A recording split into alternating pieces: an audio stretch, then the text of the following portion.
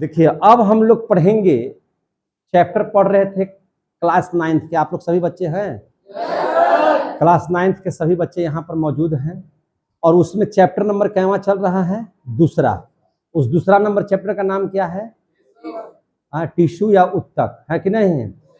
उसमें हम लोग चालू कर दिए। उसमें हम लोग जो है उसमें हम लोग पढ़ लिए थे। हमने बताया था कि कार्य के आधार पर जो है उत्तक का प्रकार पढ़ रहे थे। किसका? जंतु उत्तक के प्रकार। तो उसमें हम 3 चीज पढ़ाए थे। वास्तविक संयोजी उत्तक, संयोजी उत्तक में पढ़ा रहे थे, है कि नहीं? जंतु उत्तक में 4 प्रकार के बांटे थे। उपकला, है ना, संयोजी, उसके बाद पेशी और उसके बाद तंत्रिका कोशिका बता दिए थे। जिसमें हम लोगों ने उपकला उत्तक के बारे में बढ़िया से पढ़ लिया था। जिसमें हम लोगों ने उपकला में पढ़ लिया था सारा चीज। उसके बाद संयोजी उत्तक पढ़ रहे थे। तो संयोजी उत्तक को सघनता के आधार पर भी 3 भाग में बांटे थे, लचीला, सघन और विशिष्टीकृत। समझे कि नहीं? अब कार्य के आधार पर भी कितना भाग में बांटे थे? 3 भाग में। वास्तविक संयोजी उत्तक, कंकालीय संयोजी उत्तक और तरल संयोजी उत्तक। समझ में आई बात है? जिसमें हम लोगों ने पढ़ लिया था क्या चीज के बारे में? तो 2 उत्तक समाप्त कर दिए थे। वास्तविक उत्तक पढ़ लिए थे, वास्तविक उत्तक पढ़ लिए थे, जिसमें एरियोलर उत्तक था, एडिपोज उत्तक था, टेंडन था, लिगमेंट था, है कि नहीं? पढ़े थे कि नहीं पढ़े थे? तो ये हम लोग पढ़ लिए थे। उसके बाद हम लोगों ने कंकालीय उत्तक पढ़ लिया था, जिसमें अस्थि और उपास्थि के बारे में बढ़िया से पढ़ लिए थे और 206 हड्डियों के नाम आपको याद करवा दिए थे। जैसे ह्यूमरस, है ना, अल्ना, रेडियस, कार्पल, मेटाकार्पल, इसे पढ़ाए थे कि नहीं पढ़ाए थे? तो ये सब हम लोगों ने पढ़ाया था। फ्लेंजी जो सब पढ़ा दिए थे। अब हम लोगों को आज पढ़ना था तरल संयोजी उत्तक। तरल संयोजी का मतलब होता तरल माने द्रवित, जो द्रव हो, और संयोजी उत्तक भी हो। तो द्रव में संयोजी उत्तक कौन हो सकता है? तो ब्लड। क्या है? ब्लड। तो आज हम लोग उसी को पढ़ लेंगे। ये जब समाप्त हो जाएगा तो उसके बाद हम लोग पढ़ लेंगे पेशी उत्तक, है ना, और लास्ट में पढ़ेंगे हम लोग तंत्रिका उत्तक। तो अभी हम लोग पढ़ेंगे क्या चीज? ब्लड के बारे में, तरल संयोजी उत्तक के बारे में। किसके बारे में पढ़ेंगे? तरल संयोजी उत्तक। ध्यान से समझिएगा, देखिएगा, तरल संयोजी उत्तक। तो तरल संयोजी उत्तक का मतलब ही होता है ब्लड। क्या होता है? ब्लड। इसमें हम लोग क्या चीज का अध्ययन करेंगे? ब्लड का। ब्लड को ही हम लोग कहते हैं रक्त, रक्त को ही कहते हैं रुधिर, रुधिर को ही बोलते हैं हम लोग खून, और खून को ही बोलते हैं हम लोग क्या चीज? लहू। क्या बोलते हैं? लहू। आज इसका हम लोग विशेष अध्ययन करेंगे। आज हम लोग इसी की पढ़ाई करने जा रहे हैं। हमारी कोशिश होगी कि आपको बेहतरीन तरीके से एक एक बात बहुत अच्छे तरीके से हम आपके दिमाग में अटा दें। ध्यान से समझिएगा तो अट जाएगा, कोई दिक्कत नहीं होगा, है ना। हम अपनी क्लास को अब शुरू करते हैं। और आज जो ब्लड हम पढ़ाएंगे तो हमारी कोशिश होगी कि A to Z ब्लड का हर एक चीज हम आपको समझा दें। समझे कि नहीं? और विद्यार्थियों के लिए ये चैप्टर ऐसे भी बहुत इंपॉर्टेंट है और ये टॉपिक तो विद्यार्थियों के लिए है। अगर इसको आप समझ लेंगे तो बहुत सारे चीज का प्रॉब्लम समाप्त हो जाएगा आपके शरीर से अंदर से। तो आइए हम लोग पढ़ लेते हैं। हम लोग किसके बारे में सबसे पढ़ लेते हैं? रक्त के बारे में। तो देखिए रक्त में क्या होता है? रक्त जो होता है मेरे भाई, तो ब्लड जो है, हम लोग सबसे पहले इसका अध्ययन करते हैं। क्या पढ़ रहे हैं? ब्लड की पढ़ाई पढ़ रहे हैं। तो ब्लड की जो पढ़ाई पढ़ते हैं तो ब्लड की पढ़ाई को क्या कहा जाता है? सेरोलॉजी। याद रखिएगा, हम लोग अगर ब्लड का अध्ययन कर रहे हैं तो ब्लड के अध्ययन को हम लोग क्या कहते हैं? सेरोलॉजी। अध्ययन को हम लोग क्या कहते हैं? सेरोलॉजी। याद हो गया? बोलिए नहीं रहा है, बोलिए, आप लोग ही बोलिए। जितना हम बोल रहे हैं उससे ज्यादा आप लोग को बोलना है। आप इस बात को समझिए कि ब्लड की पढ़ाई को हम लोग क्या कहते हैं? सेरोलॉजी। और सेरोलॉजी भी कहते हैं, और नहीं तो इसका एक और नाम है जिसको हम लोग कहते हैं हेमेटोलॉजी। क्या बोलते हैं? हेमेटोलॉजी। तो आप इसको भी बोल सकते हैं हेमेटोलॉजी, हेमेटोलॉजी। यानी कि इसके अध्ययन को हम लोग क्या कहते हैं? तरल संयोजी उत्तक के अध्ययन को क्या कहते हैं? सेरोलॉजी या हेमेटोलॉजी। समझ में आ गई बात है? तो इसकी पढ़ाई को, जैसे कैसे हम लोग कोशिका की पढ़ाई को हम लोगों ने क्या कहा था? तो कोशिका की पढ़ाई को हम लोग साइटोलॉजी बोले थे, है ना। जीव विज्ञान की पढ़ाई को बायोलॉजी कहते हैं कि नहीं कहते हैं? तो उसी प्रकार से जब ब्लड का अध्ययन कीजिएगा तो जल्दी जल्दी बोलते जाइएगा, हम समझेंगे। आप उधर से रिटर्निंग दीजिएगा तो हम समझेंगे कि समझ रहे हैं। समझेंगे नहीं तो एक ही टॉपिक में फंसे हुए रह जाएंगे। समझ में आ गई बात? तो सबसे पहले मैंने रक्त के बारे में कुछ बातों को समझ लीजिए। रक्त के बारे में कुछ कुछ बातों को हम लोग समझते चलेंगे।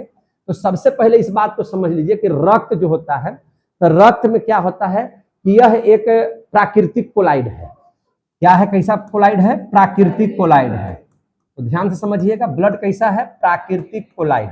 अब प्राकृतिक कोलाइड बोले तो कोलाइड का मतलब आप मोटा मोटी तौर पर हम आपको पढ़ाए होंगे, रसायन शास्त्र में भी कोलाइड विलयन इस सब के बारे में पढ़ाए होंगे। तो आप जान लीजिए कि वैसे चीज को हम लोग कोलाइड कह सकते हैं कुल मिला जुला करके, कि जिसको छानने पर सबके सब आर पार ना जा सके। कुछ जो मोटे कण है वो छन्ना पत्र के अंदर में रह जाए। मैंने जैसे आप शरबत बना करके और उसको छानते हैं तो जो भी वैसा पदार्थ है जो पार नहीं कर सकता, द्रवित नहीं है, जो कण के रूप में विद्यमान होते हैं, वह कहाँ आ जाते हैं? ऊपर, माने छन्ना के ऊपर हो जाते हैं, छन्ना के ऊपर आ जाते हैं कि नहीं आ जाते हैं?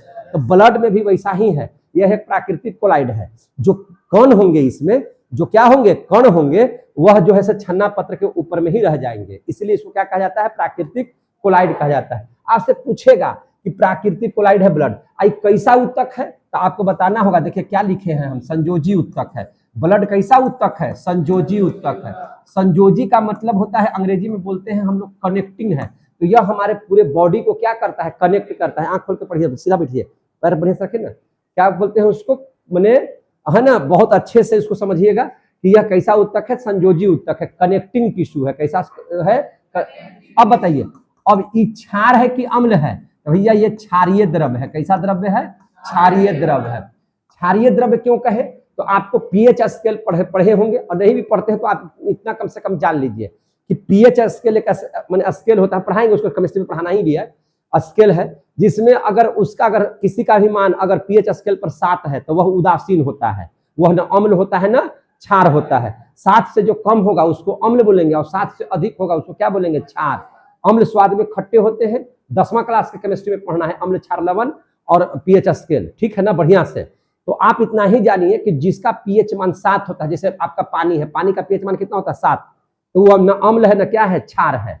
समझे कि नहीं? तो जिसका भी पीएच मान 7 से कम है तो अम्ल, और 7 से ज्यादा है तो क्या हो जाएगा? क्षार। और पीएच मान अगर 7 है तो क्या हो जाएगा? उदासीन। उसको क्या बोलेंगे? उदासीन। लवण हो गया, क्या हो गया? लवण टाइप का हो गया, उदासीन हो गया, है कि नहीं? है कि नहीं? तो अम्ल और क्षार समझ में आ गया बात को। तो इसका जो क्षारीय द्रव्य क्यों है? तो चूंकि इसका पीएच स्केल जो है वह कितना है? 7.4 है। इसका पीएच स्केल कितना है? 7.4। अब देख लीजिए यहाँ पे मेल है, तो मेल में ब्लड कितना पाया जाता है? तो देखिए महिलाओं की तुलना में पुरुषों में ब्लड ज्यादा पाया जाता है। मेल में करीब करीब आपको 5.5 लीटर के आसपास में रक्त पाया जाता है। कितना पाया जाता है? 5.5 लीटर। और फीमेल में कितना रक्त पाया जाता है? लगभग 5 लीटर। कहीं कहीं गलती हो सकता है, ये वाला बात का है कि भैया इतनी मेरा महिला भी बहुत ब्लड रखती है, पूरा एकदम हम लोग की तरह, है कि नहीं है? और कम काहे रहता है? तो कम इसलिए भी रहता है कि किसी ने पूछ दिया, हंसी मजाक में लीजिएगा, इसको सीरियस नहीं लेना, है ना, इसको हंसी मजाक में पूछा। किसी ने पूछा कि भाई लड़कियों का जो लाल ओठ काहे रहता है ना, लाल लाल ओठ क्यों होते हैं लड़कियों के? भैया किसी ने कहा, हम नहीं कर रहे, किसी ने कहा, दूसरे ने कहा, है ना, कि लड़कियों के जो बाल होते हैं, जो खुले बाल होते हैं, वो फंसाने के, लड़कों के फंसाने के जाल होते हैं। इनके ओठ लाल लाल इसलिए होते हैं, है ना, ताकि वो लड़कों का इतना ना खून चूसती है कि इनके होठ लाल लाल होते हैं, है कि नहीं? तो ये मजाक के भाव में है, इसको सीरियस ज्यादा नहीं लेना, हम मुस्कुराइए लेकिन हंसना कम है, ज्यादा ध्यान देना। मैंने ये ऐसे ही बता दिया हंसने के लिए। तो ऐसे भी महिलाओं के शरीर में कितना ब्लड होता है? 5 लीटर के आसपास में। कितना होता है? 5 लीटर के आसपास में होता है। समझे कि नहीं? तो चलिए, तो ये पढ़ लिए हम लोग। अब देखिए इसमें होता क्या है, इसका निर्माण, आखिर ब्लडवा कहीं बनता होगा, कहीं बनता होगा ना। तो देखिए 2 तरह की बात समझिए, हम लोग जवान हैं, हम लोगों के यहाँ ब्लड कब बनता है?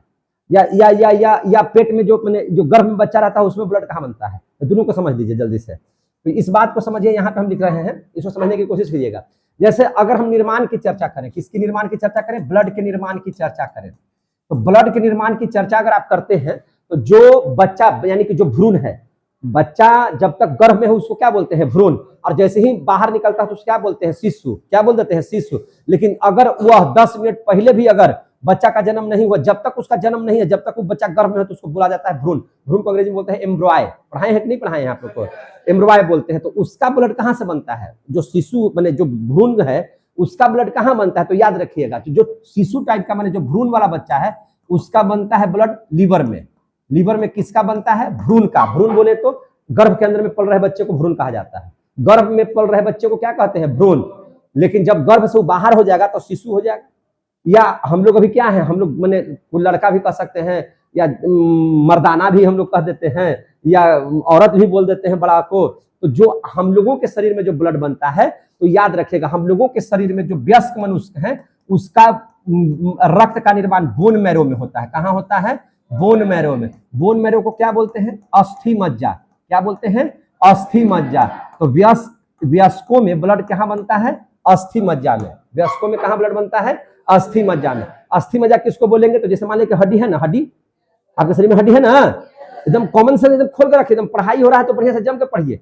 जैसे ये अस्थि है, तो अस्थि में जो खोखला भाग होता है ना, तब मच्छरदानी देखे है ना, तो उसी तरह का जाल रहता है अंदर में, उसी को बोलते हैं अस्थि मज्जा, जो क्या बनाता है? ब्लड बनाता है। हड्डी के अंदर में क्या बनाता है? ब्लड। समझ में आ गई बात? आई ब्लडवा बनते रहता है, पूरा सर हड्डी है तो पूरा ब्लड बनता होगा। तो हाँ, तो जमा कहाँ होता है जाकर के? ढेर आदमी कहता है कि हार्ट में जमा होता है, हार्ट में नहीं जमा होता। हार्ट में जमा हो जाए तो मरिए जाइएगा, है कि नहीं? हार्ट तो उसको क्या करता है? पंप करके बाहर निकालता है। जो फेफड़ा से ब्लड आता है उसको पंप करके क्या करता है? बाहर निकालता है कि नहीं? या अशुद्ध रक्त को फेफड़ा में ले जाता है, अशुद्ध करके फिर फेफड़ा पंप करके बाहर निकालता है। तो वहाँ जमा नहीं होता, जमा यह स्प्लीन में होता है, प्लीहा में, पेट के नीचे बाहर में देखिएगा तो यहाँ पे प्लीहा है छोटा सा, है कि नहीं? इसी में जाकर के जमा होता है, इसलिए उसको क्या कहते हैं? Blood bank. प्लीहा को क्या कहा जाता है? Blood bank. समझ में आ रही है बात? तो आपको बताते हैं कि हम लोगों के शरीर में खून कहाँ बनता है? बोन मैरो में। जमा कहाँ होता है? जमा कहाँ होता है? तो स्प्लीन में। जमा कहाँ होता है? स्प्लीन में। तो हम लिखेंगे कि स्टोर कहाँ होता है? ये तो स्टोर होता है स्प्लीन में। इसीलिए स्प्लीन कहाँ? स्टोर कहाँ होता है? स्प्लीन में। स्प्लीन, स्प्लीन को हिंदी में बोलते हैं प्लीहा। इसीलिए स्प्लीन को क्या कहा जाता है? Blood bank.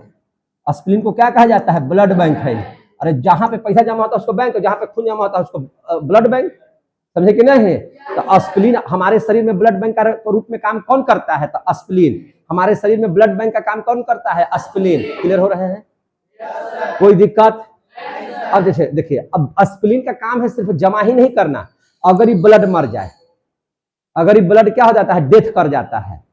समझे कि नहीं? तो ब्लड जब डेथ करता है तो जाके मरता कहाँ है? तो कोई कब्र भी होगा। तो स्प्लीन कब्र का भी काम करता है। स्प्लीन क्या चीज काम करता है? कब्र का। तो ये स्टोर भी होता है कहाँ पे? स्टोर भी होता है स्प्लीन में। आई मरता भी कहाँ है? तो कब्र में। कब्र को हम लोग क्या कहेंगे? स्प्लीन। क्या कहेंगे? स्प्लीन। तो जमा भी होता है, मरता भी है, यानी कि इसमें ब्लड बैंक का भी काम होता है। इस स्प्लीनवा में एक तरह से क्या है? ये ब्लड बैंक भी है। ये क्या है? ब्लड बैंक भी है। ध्यान से समझिएगा, ध्यान से समझिएगा। यहाँ पे दिखाई दे रहा है सबको? तो ये एक बात को समझिए यहाँ पे कि ये ब्लड बैंक का भी काम कर रहा है। ये जो है सब ब्लड बैंक का नहीं काम कर रहा है, ये ग्रेव यार्ड का भी काम कर रहा है। क्या चीज का काम कर रहा है? Graveyard. ग्रेव यार्ड मैंने सर क्या होता है? तो कब्र होता है। ग्रेव यार्ड का मतलब क्या होता है? कब्र। कब्र में क्या जाता है? मरा हुआ आदमी। तो जब ब्लड मर जाएगा तो कहाँ जाएगा? स्प्लीन में। कहाँ जाएगा? स्प्लीन में, है कि नहीं? तो स्प्लीन बैंक भी है, ब्लड का बैंक भी है, और ब्लड का कब्र भी है। आ गया समझ में? तो आपसे पूछा जाएगा कि ब्लड का बैंक किसको कहते हैं? स्प्लीन को। अब ब्लड का कब्र किसको कहते हैं? तो स्प्लीन को। क्लियर हो गया? कितने बच्चों को क्लियर हो गया? अब देखिए, इस ब्लड में होता क्या है कि ब्लड, आप समझिए, ये परिवहन का काम करता है, हर चीज को ढोता है। ये सब चीज को क्या करता है? ढोता है। ढोता है का मतलब क्या चीज? मैंने पूरा, जैसे बस का क्या काम है? यात्री को ढोना। ट्रेन का क्या काम है? माल को ढोना, यात्री को ढोना।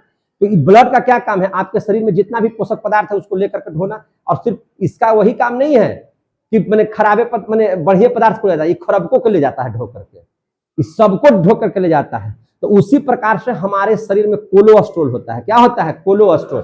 कोलेस्ट्रॉल किसे बोलेंगे पता है आप लोगों को? जैसे कोलेस्ट्रॉल कैसे बनता है, देखिए ध्यान से। कोलेस्ट्रॉल, इसी की वजह से हार्ट अटैक होता है आपके शरीर में। सीधा बैठो ना। इसी की वजह से क्या होता है? बढ़िया से बैठो ना, हाथ हटाओ ना, हाथ नीचे से खोलो। हाँ हाँ, कोलेस्ट्रॉल की ही वजह से क्या होता है? Heart attack. अब देखिए, हार्ट अटैक क्यों हो जाता है? जब कोलेस्ट्रॉल की मात्रा आपके शरीर में बढ़ जाएगी तो आपको हार्ट अटैक हो जाएगा। होता कैसे है समझिए। कोलेस्ट्रॉल जितना चिपचिपा पदार्थ है उससे प्राप्त होता है। जैसे आप तेल खाते हो, भवरा भवरा खाते हो, तो तेल रहता है ना उसमें। आप ब्रेड चप खाते हो, समोसा खाते हो, जितना भी वैसा पदार्थ जिसमें तेल हो, वसा हो, है ना, ये सभी चीजों के खाने से शरीर में कोलेस्ट्रॉल की मात्रा ज्यादा बनती है। और कोलेस्ट्रॉल जो होता है वह कैसा होता है? चिपचिपा होता है। ये किसके साथ बहता है? ब्लड के साथ। किसके साथ बहता है? ब्लड के साथ। जैसे ब्लड बढ़ रहा है ना, तो उसी पर कोलेस्ट्रॉल भी बहते रहेगा। और कोलेस्ट्रॉल का क्या होता है कि जैसे मान के चलिए बाबू, देखिए यहाँ पे पैपुआ वाला छड़िया हमको भुला गया, से बड़ा दिक्कत हो गया। जैसे मान के चलिए खोखला चीज है, जैसे यहाँ पे इसको हम ले लेते हैं, मान के चलिए कि जैसे नस है, ब्लड है, अभी ब्लड का है, ब्लड इसमें बह रहा है, इसमें क्या हो रहा है? बह रहा है। तो ब्लड इसमें बह रहा है, तो इसको कोलेस्ट्रॉल को भी बहा के ले जा रहा है। और कोलेस्ट्रॉल क्या करता है, जब आपके शरीर में ज्यादा होगा ना, तो इसका नलिया के ऊपरे ऊपरे बंद करने लगेगा, यानी कि चिपक जाएगा। क्या करने लगेगा? चिपक जाएगा। नली भरते हुए देखे हैं आपके यहाँ? नली कैसे जाम हो जाता है? धीरे धीरे धीरे धीरे कैसे जाम होता है? पहले तो साफ हो गया, तो साफ हो गया तो पूरा पानी हवा के जा रहा है। लेकिन जब उसमें मिट्टी उट्टी ज्यादा डालने लगेगा, पॉलीथीन ज्यादा डालने लगेगा, तो मिट्टी और पॉलीथीन आपस में मिलकर क्या बना लेता है? इसको सट जाता है इसको में, और सटते सटते इसका मुंह क्या हो जाता है? पतला। तो पतला हो जाता है, तो जितना मात्रा में जाना चाहिए पानी उतना जाएगा, जितना मात्रा में ब्लड जाना चाहिए जाएगा, उतना मात्रा में नहीं जाएगा। तो फिर धीरे धीरे जाम हो जाएगा। जाम हो जाएगा तो उसी को कहते हैं ब्लॉकेज। उसी को क्या कहते हैं? ब्लॉकेज। अब आपको यहाँ से धड़कन क्या कह रहा है कि इसको ठेलो, और उधर से जान ही नहीं दे रहा है, तो हार्ट क्या हो जाएगा? चौक कर जाएगा। जैसे पानी है, तो पानी जैसे ही लाइन आप मोटर को देते हैं तो पानी फेंकता है पाइप में, है फेंकता है कि नहीं? और उसी को बंद कर दीजिए, अब पानी निकलने की जगह नहीं रहेगा, तो मोटर क्या हो जाएगा? चौक कर जाएगा। मोटर क्या कर जाएगा? चौक। और मोटर क्या हो जाएगा? खराब। तो वही हार्ट चौक कर जाता है, हार्ट खराब कर जाता है। तो कोलेस्ट्रॉल क्या कर देता है? तो ये चिपचिपा पदार्थ है, जो जहां से ब्लड बहता है उसकी नली को धीरे धीरे बंद कर देता है। क्या कर देता है? बंद कर देता है, ब्लॉकेज कर देता है। समझ में आ गई बात? तो कोलेस्ट्रॉल आपके शरीर में ज्यादा नहीं हो, इसके लिए आपको चिपचिपा पदार्थ नहीं खाना होगा, आपको समोसा नहीं खाना होगा, बाहर का पदार्थ नहीं खाना होगा।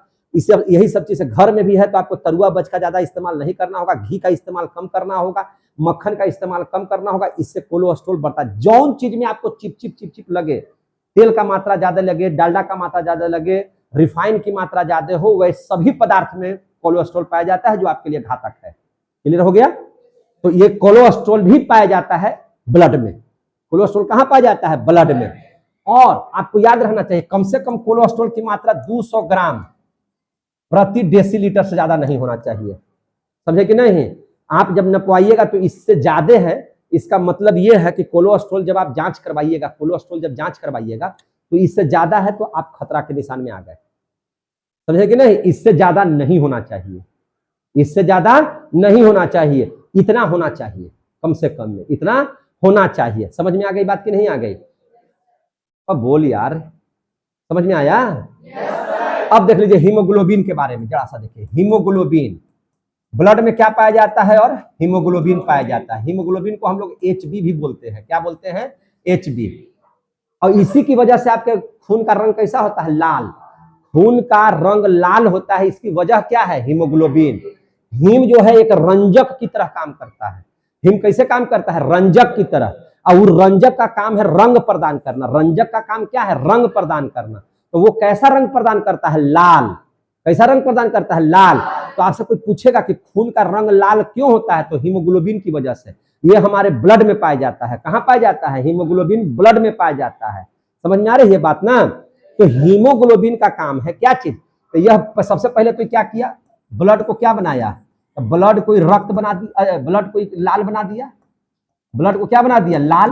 और इसका क्या काम है? तो और इसका काम है, देखिए, और इसका जो काम है, जैसे आप देखिएगा, हम आपको पढ़ाए होंगे श्वसन क्रिया, तो आपको याद होगा श्वसन क्रिया में आप तो पूरा का पूरा जितना वायुमंडल में गैस है सभी गैस अंदर चले जाते हैं, श्वास नली से होते हुए ब्रोंकाई में आते हैं, अब ब्रोंकाई से आकर के ब्रोंकियोलस में आते हैं, और हटिए ना, ब्रोंकियोलस से होकर के वह किस में जाते हैं? वायु कोष्ठक में जाते हैं। और वायु कोष्ठक में जाते हैं तो वायु कोष्ठक में क्या होता है? वायु कोष्ठक में क्या होता है कि वहां पर ब्लड बैठा हुआ है। वहां पर कौन बैठा हुआ है? ब्लड। और उसमें से ब्लड क्या करता है? आपका जितना गैस गया उसमें से किसको ग्रहण करता है? ऑक्सीजन को। किसको ग्रहण करता है? ऑक्सीजन को। और ऑक्सीजन को टांग करके कहां ले जाता है? तो आपके शरीर की प्रत्येक कोशिका में ले जाता है। कहां ले जाता है? शरीर की प्रत्येक कोशिका में। शरीर की कहां ले जाता है? प्रत्येक कोशिका में। और प्रत्येक कोशिका से सीधा बैठ मेरे जूसिया, प्रत्येक कोशिका में ले जाता है। और प्रत्येक कोशिका से जो कार्बन डाइऑक्साइड है वहां से निकाल करके फिर से कहां भेजता है? वायु कोष्ठक में। और हम लोग है ना, जब सांस छोड़ते हैं तो कार्बन डाइऑक्साइड क्या हो जाता है? शरीर से बाहर निकल जाता है। ऐसा होता है कि नहीं होता है? तो यानी कि हीमोग्लोबिन सिर्फ रंग लाल नहीं देता है, बल्कि सिर्फ रंग प्रदान ही नहीं करता है, बल्कि यह ऑक्सीजन को ले जाता है शरीर के प्रत्येक भाग में और वहां से कार्बन डाइऑक्साइड को ले आकर के शरीर से क्या करवाता है, बाहर निकलवाता है। तो यानी कि ऑक्सीजन को और कार्बन डाइऑक्साइड को ढोने का भी काम करता है, यानी कि उसका संवहन का भी काम करता है, वाहन की तरह काम करता है। आ गया समझ में? तो इसका काम क्या है, ब्लड को लाल करना, साथ ही ऑक्सीजन और कार्बन डाइऑक्साइड का क्या करना, संवहन करना। क्या करना, संवहन करना। ये किसका काम है, हीमोग्लोबिन का। किसका काम है, हीमोग्लोबिन का। समझ में आ गई बात? तो आपके शरीर में हीमोग्लोबिन कितना होना चाहिए? तो जो मेल है, जो पुरुष है, मेल में कम से कम 14 ग्राम प्रति डेसीलीटर होना चाहिए। कितना होना चाहिए, 14 ग्राम प्रति डेसीलीटर। और वहीं अगर फीमेल है तो फीमेल में कितना होना चाहिए, कम से कम 13 ग्राम प्रति डेसीलीटर होना चाहिए। लेकिन महिलाओं में 13 ग्राम प्रति डेसीलीटर नहीं होता। डेसीलीटर माने बहुत छोटा। डेसीलीटर आप मानिए ना, एगो ठेपी खून है ना, तो उतना में लगभग 1 डेसीलीटर एक ठेपी खून होगा। और क्या होगा, है कि नहीं? जो नहीं आता ढक्कन, अरे दवा हुआ का ढक्कन आता है ना, तो उसमें देखिएगा लिखा हुआ रहेगा 5 डेसीलीटर, है ना, 10 डेसीलीटर नहीं, सिर्फ वाला दवाइयां पीने के लिए आता है। तो उसी में से आप देखिएगा तो 1 डेसीलीटर जितना जहां पे होगा, 1 डेसीलीटर में आप देखिएगा तो मेल में कम से कम 14 ग्राम होना चाहिए। अगर 14 ग्राम हीमोग्लोबिन नहीं है, 14 ग्राम अगर हीमोग्लोबिन नहीं है तो आप कमजोर हैं, यानी कि हीमोग्लोबिन कम बन रहा है। और हीमोग्लोबिन अगर कम बनेगा तो भैया आपका जो है ये काम नहीं होगा, बढ़िया से ये काम नहीं होगा। क्योंकि आपको हम बताएंगे आगे भी कि हीमोग्लोबिन कमेगा, तो हीमोग्लोबिन के कमने से यानी कि ब्लड, हम लोगों के शरीर में लोहा पाया जाता है, आयरन, तो आयरन की कमी हो जाएगी। और आयरन की कमी हो जाएगी तो एनीमिया की बीमारी हो जाएगी आपको शरीर में। समझे कि नहीं, रक्त अल्पता उसको बोलते हैं। तो आप, और महिलाओं में 13 ग्राम प्रति डेसीलीटर से कम नहीं होना चाहिए। लेकिन आप देखिएगा, नपवाइएगा तो 8 ग्राम हीमोग्लोबिन बताएगा। तो कोई कहेगा कि 7 ग्राम है, तो कोई कहेगा कि 10 ग्राम है। तो अगर हीमोग्लोबिन की कमी हो गई तो आप बढ़िया से नहीं रह पाइएगा। समझ में आ गई बात? तो ये हो गया हीमोग्लोबिन। समझ में आ गया बात? अभी ब्लड आपके शरीर में इधर से उधर बहता है, इस बात की जानकारी किसने दिया? जब इधर से उधर पूरे शरीर में रक्त इधर से उधर जाता है, उसको बोलते हैं रक्त परिसंचरण तंत्र। क्या बोलते हैं? रक्त परिसंचरण तंत्र। रक्त परिसंचरण तंत्र। रक्त परिसंचरण तंत्र के बारे में बात कौन बताया कि पूरे शरीर में ब्लड है ना किसी न किसी माध्यम से बहता है? तो ये बताया था विलियम हार्वे ने। किसने बताया था? विलियम हार्वे ने। किसने बताया था? विलियम हार्वे ने। तो रक्त परिसंचरण तंत्र की खोज किसने किया? तो आपको बताना है कि विलियम हार्वे ने किया। क्लियर हो गया? अब इसके कुछ कार्यों को समझ लीजिए, ब्लड के कार्य क्या है। अब हम लोग कार्य को समझेंगे। तो ब्लड के अभी तो बहुत सारा कार्य बताए आपको।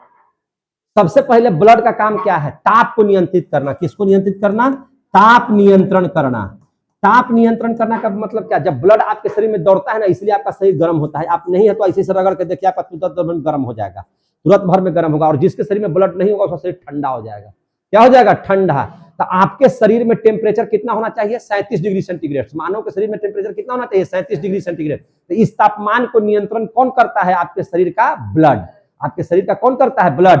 ब्लड नहीं होगा आपके शरीर में तो आपका शरीर का टेम्परेचर कंट्रोल में नहीं होगा। यानी कि ताप नियंत्रण करने का काम कौन करता है? ब्लड, है कि नहीं? कितना बना के रखता है हम लोगों के शरीर में? 37 डिग्री सेंटीग्रेड। और ब्लड जिस गति से बढ़ता है उसी को कहते हैं ब्लड प्रेशर। सर एक मिनट जाइए ना, आ रहे तुरंत।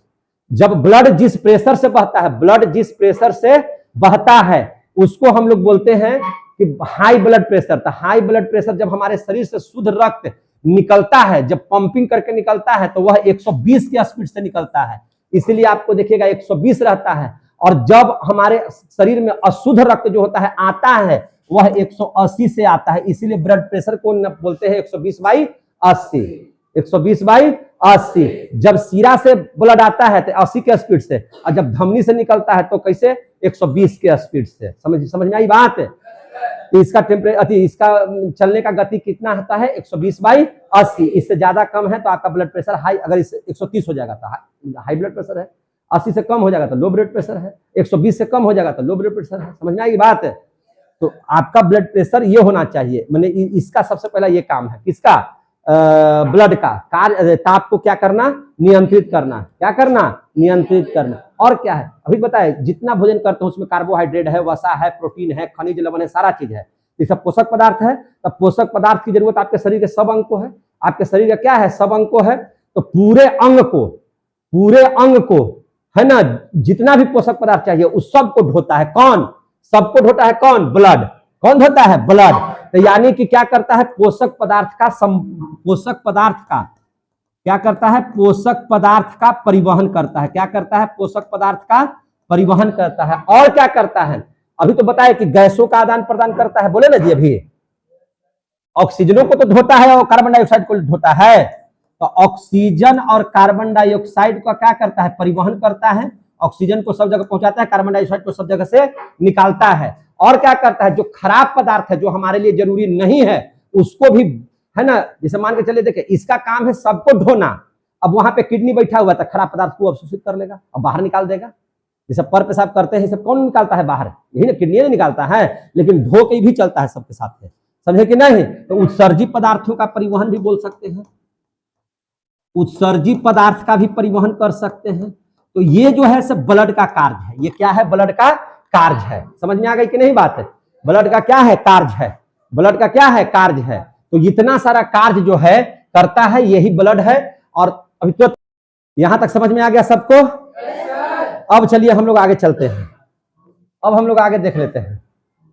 अब ब्लड में देखिए, ब्लड कैसे हो, इसका संघटक के बारे में पढ़ा रहे हैं, ब्लड के संघटक के बारे में। संघटक का मतलब होता है कंपोजिशन, मतलब किस किस चीज से बना है ब्लड, ब्लड किस चीज से बना है। तो चलिए, ब्लड या रक्त बोलते हैं, ब्लड या इसी को क्या बोलते हैं, रक्त। तो ये जो है दो चीजों से बना है, एक उसमें लिक्विड है और एक कुछ ठोस के कण भी है। तो लिक्विड जो है उसको द्रव भी है उसमें और ठोस भी है। तो जो लिक्विड वाला भाग है उसको बोलते हैं प्लाज्मा, उसको क्या बोलते हैं, प्लाज्मा। और हमको लगता है कि प्लाज्मा आपके शरीर में 60% के आसपास में होगा, या कहीं कहीं 55 भी लिखा हुआ रहता है, तो बताइएगा नहीं। समझ में आ गई बात ना। तो एक हो गया द्रव वाला भाग, ऐसे लिख दीजिए, ऐसे बल्कि लिखिए। ब्लड में दो तरह के चीज होते हैं, एक होता है द्रव वाला भाग, द्रव वाला भाग, और एक को लिखिए ठोस वाला भाग। कौन वाला भाग, ठोस वाला भाग। अब आया समझ में, एक लिख दीजिए द्रव वाला भाग और दूसरा लिखिए क्या चीज, ठोस वाला भाग। जो द्रव वाला भाग है इसी को बोलते हैं हम लोग क्या चीज, प्लाज्मा। क्या बोलते हैं, प्लाज्मा। और प्लाज्मा कितना होता है, 60%। अगर 55 रहेगा तब उसी के हिसाब से इधर कर देंगे। ठोस वाला भाग क्या है, तो ठोस वाला भाग को कहते हैं रुधिराणु। क्या बोलते हैं, रुधिराणु, या इसी को बोलते हैं कार्पल। क्या बोलते हैं, कार्पल्स। क्या बोलते हैं, कार्पल्स। ये कार्पल वाला नहीं, हड्डी नहीं है ना, उसको क्या बोलते हैं, कार्पल्स, है कि नहीं। तो उसी को हम लोग क्या बोलते हैं, रुधिराणु। क्या बोलते हैं, कार्पल्स बोलिए, या इसी को बोलते हैं क्या चीज, रुधिराणु। रुधिराणु, रुधिराणु, है कि नहीं। तो अगर ये 60% है तो ये 40% हो जाएगा, अगर ये 55% है तो ये 45% हो जाएगा। आ गया समझ में। तो आपसे अगर यहाँ पे क्वेश्चन पूछा जाएगा कि ब्लड में है ना कौन सा भाग ज्यादा होता है, ठोस वाला या द्रव वाला, या ऐसा नहीं पूछेगा द्रव या ठोस वाला, ऐसा पूछ देगा कि ब्लड में सबसे ज्यादा प्लाज्मा पाया जाता है कि रुधिराणु पाए जाते हैं, प्लाज्मा ज्यादा पाया जाता है। क्लियर हो गया, क्यों भाई, तो 60% है, कितना परसेंट है, 40% है। 60% है और कितना है, 40% है। समझ में आ गया कि नहीं बात। अब देखिए, इस प्लाज्मा वाले भाग में 2 प्रोटीन पाया जाता है। क्या प्रोटीन पाया जाता है, 2। एक का नाम है क्या चीज, फाइब्रिनोजेन। क्या नाम है इसका, फाइब्रिनोजेन। प्लाज्मा में क्या पाया जाता है, प्रोटीन। तो प्रोटीन का क्या नाम है, तो पहला प्रोटीन का नाम है फाइब्रिनोजेन। याद रखिएगा क्या नाम है इसका, फाइब्रिनोजेन। समझ में आ रही बात। और दूसरा जो प्रोटीन है उसमें, उसका नाम है प्रोथ्रोम्बिन। क्या नाम है, प्रोथ्रोम्बिन। प्रोथ्रोम्बिन ये कहां पाया जाता है, तो ये दोनों के दोनों किसमें पाए जाते हैं, प्लाज्मा में पाए जाते हैं। समझ में आ रही है बात, बहुत अच्छा चैप्टर है। अब ब्लड हम बहुत डिटेल में पढ़ा रहे हैं आप लोगों को, इसलिए बहुत ध्यान से समझिएगा। क्लियर हो गया ना। ये चैप्टर नंबर 2 है 9वां क्लास का उत्तक। इसीलिए हम बताते थे कि टिश्यू बहुत इंपॉर्टेंट चैप्टर है, सेल और टिश्यू बहुत इंपॉर्टेंट है, इसी में तो सारा चीज है। समझे कि नहीं है? तो आप इसको समझिए, दो प्रोटीन कहां पाए जाते हैं? प्लाज्मा में। किसमें पाए जाते हैं? प्लाज्मा में। कोई दिक्कत? अब देखिए, आपको कभी कभी बीमारी हो जाता है तो डॉक्टर आपसे खून लेता है। क्या लेता है? खून। तो खून क्यों लेता है, कभी आप जानने की कोशिश किए? नहीं। तो आप जानिए क्यों लेता है। देखिए, तो इस ब्लड में जो प्लाज्मा पाया जाता है, उस प्लाज्मा को लेता है। किसको लेता है? प्लाज्मा को। अब प्लाज्मा में से क्या करता है ना कि फाइब्रिनोजेन अब प्रोथ्रोम्बिन को हटा देता है। वो किसको हटा देता है? प्लाज्मा तो लेता है, लेकिन उसमें से किसको किसको हटा देता है? दोनों प्रोटीनमा को क्या करता है? लगभग हटा देता है। दोनों प्रोटीनमा को क्या करता है? हटा देता है। ऐसे आप जान लीजिए कि प्लाज्मा हल्का पीला कलर का होता है। कैसा होता है? हल्का पीला कलर का। इसका अगर कलर की बात कीजिएगा तो देखिए पीला कलर का होता है, याद रखिएगा, हल्का सा पीला। लेकिन जब ये दोनों प्रोटीनमा के हटा देगा तो एकदम पानी की तरह पतला रहेगा वो। जब दोनों मेन चीज इसका हट गया, जैसे कहने का मतलब कि आपके शरीर में से मांस नोच लिए और हड्डियों नोच लिए तो आपका शरीर में रहेगा कोई चीज? तो अगर प्लाज्मा में से इन दोनों चीजों को, दोनों प्रोटीनमा को हटा दीजिएगा तो उसमें तो खाली पानी टाइप का बचेगा। लेकिन वो पानिया कैसा नजर आएगा? पंछुछुर। कैसा नजर आएगा? पंछुछुर। और रंग कैसा होगा? और अधिक पीला। और अधिक पीला। ये कैसा हो जाएगा? बहुत पीला। इसको निकालिएगा तो इसका कलर कैसा हो जाएगा? पीला। तो जब इन दोनों को हटा करके सिर्फ प्लाज्मा को लेकर के दोनों प्रोटीन को हटा दीजिएगा तो एकदम पंछुछुर टाइप का नजर आएगा और पीला नजर आएगा। उस चीज को हम लोग बोलते हैं सीरम। क्या बोलते हैं? सीरम। क्या नजर लगता है उसमें से? सीरम नजर आता है। क्या नजर आता है? सीरम। उससे क्या नजर आता है? सीरम। ये जो सीरमवा जो है उसी से बीमारी का पता लगता है। उसी सीरम से क्या लगता है? बीमारी का पता। तो इसी सीरम से क्या लगता है? बीमारी का पता। अब आ गया समझ में? बीमारी का पता कैसे चलता है, समझ में आया? आपको बीमारी का पता लगाने के लिए क्या किया जाता है? आपके ब्लड से प्लाज्मा लिया जाता है और प्लाज्मा में दो प्रोटीन है, एक का नाम है फाइब्रिनोजेन और दूसरा का नाम है प्रोथ्रोम्बिन। इन दोनों को हटा दिया जाता है। हटा करके जो बचता है उसको क्या बोलते हैं? सीरम। सीरम का कलर कैसा होता है? गाढ़ा पीला। समझे कि नहीं? और इसी से पता चलता है कि आपके शरीर के अंदर में कौन सी बीमारी है। समझ में आ रहा है कि नहीं समझ में आ रहा है? बोलिए। तो ये हो गया आपका प्लाज्मा के बारे में बता। आप चाय बनते हुए देखे हैं? चाय, तो चाय क्या है? बिल्कुल चाय और दूध, चाय और ब्लड में कोई अंतर नहीं है। कैसे नहीं है? जैसे चाय जब बनाते हैं तो उसमें आप दो चीज लेते हैं, कुछ द्रव वाला भाग लेते हैं और कुछ जो है से आप ठोस वाला भाग लेते हैं। आप द्रव भाग के रूप में क्या लेते हैं? तो दूध। द्रव के भाग में क्या लेते हैं? दूध। तो खून में दूध की जगह पर क्या ले लिए? प्लाज्मा। क्या ले लिए? प्लाज्मा। और जो ठोस है तो चाय पत्ती क्या है? चीनी क्या है? बोलता है ये नहीं, इलायची क्या है? आ गया समझ में? चाय, चीनी, इलायची क्या है? ठोस। उसी को आप बोलिए क्या चीज? रुधिराणु। उसी को क्या बोलिए? रुधिराणु। क्लियर हो गया? आप दूध को क्या बोलिएगा आप? प्लाज्मा। क्लियर हो गया? समझ में आई बात? तो दूध में तो बहुत सारा चीज है। अगर दूध में से आप मलैया को निकाल दीजिए तो खाली दूध कैसा लगेगा? पानी की तरह नजर आएगा। जब उसमें से गाढ़ापन को हटा दीजिएगा तो क्या नजर आएगा? पानी। उजला रहेगा लेकिन पानी की तरह रहेगा। रहेगा कि नहीं रहेगा? तो उसी प्रकार से प्लाज्मा में से दोनों प्रोटीनमा को हटा दीजिए तो पीला तो रहेगा लेकिन उसमें कुछ नहीं बचेगा। क्या बच जाएगा? सीरम। जैसे उसमें दूध वाला हटा दिया तो पानी बचा था, जिसमें सीरम बच गया। आ गया समझ में? यहां तक समझ लिए। अब देखिए कार्पल्स में, जिसको आप रुधिराणु बोलते हैं, तो सबसे पहले अब बताइए, चाय, चीनी और इलायची डालते हैं चाय बनाते समय। तो उसी प्रकार से इस ब्लडवा में क्या रहता है? तो चाय के जगह पर आरबीसी, डब्ल्यूबीसी, ये क्या हो जाएगा? प्लेटलेट्स। ये क्या हो जाएगा? प्लेटलेट्स। आया समझ में? ये क्या हो जाएगा? प्लेटलेट्स। चाय, चीनी, इलायची हो गया। चाय, चीनी, इलायची। कितना बच्चा को समझ में आ रहा है? आरबीसी कह रहे हैं तो आरबीसी का मतलब आर से रेड, बी से ब्लड, सी से कार्पल्स। लाल रुधिर कणिकान है ना, रुधिराणु। लाल रुधिराणु। डब्ल्यूबीसी व्हाइट ब्लड कार्पल्स, श्वेत रुधिराणु। प्लेटलेट्स रक्त बिंबाणु। आ गया समझ में? क्या बोलेंगे? रक्त बिंबाणु। अब इसका कुछ बायोलॉजिकल नाम जान लीजिए, टेक्निकल नाम। तो आरबीसी को हम लोग कहते हैं लाल रक्त केशिकाएं। कार्पल्स मतलब होता है केशिकाएं, कोशिकाएं नहीं, केशिकाएं, है ना? या लाल रक्त है ना, रुधिराणु भी बोल सकते हैं। समझ में आ रही है बात? बोलने के लिए इसको ऐसे ही बोल सकते हैं हम। तो आरबीसी, डब्ल्यूबीसी, प्लेटलेट्स। लेकिन इसका बायोलॉजिकल नाम क्या है या इसका टेक्निकल नाम क्या है, इसको बारे में समझ लीजिए। देखिए आप याद रखिएगा, हम लोग आरबीसी को बोलते हैं एरिथ्रोसाइट। क्या बोलते हैं? एरिथ्रोसाइट।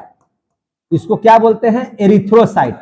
अब रह गया डब्ल्यूबीसी। डब्ल्यूबीसी को हम लोग बोलते हैं ल्यूकोसाइट। क्या बोलते हैं? ल्यूकोसाइट। डब्ल्यूबीसी को क्या बोलते हैं? ल्यूकोसाइट। अब प्लेटलेट्स है, तब प्लेटलेट्स को बोला जाता है थ्रोम्बोसाइट। क्या बोला जाता है? थ्रोम्बोसाइट। थ्रोम्बोसाइट। ये इसका बायोलॉजिकल भी बोल सकते हैं या टेक्निकल नाम भी बोल सकते हैं, ऐसा करके बोला जाता है। Erythrocyte, leukocyte, thrombocyte. समझ में आ रही है बात? तो ये इसका टेक्निकल नाम है। अब ऐसे इसको हम लोग बोलते हैं क्या चीज? रक्त बिंबाणु। क्या बोलते हैं? रक्त बिंबाणु। ऐसे भी बोल सकते हैं रक्त बिंबाणु। इसको बोल सकते हैं श्वेत रक्त कणिकाएं, ऐसे भी बोल सकते हैं। इसको बोल सकते हैं हम लोग क्या चीज? लाल रक्त कणिकाएं, ऐसे भी बोल सकते हैं। कोई दिक्कत? बोलो भाई। ऐसे भी हम लोग पढ़ सकते हैं। कोई दिक्कत है तो बोलिए हमको।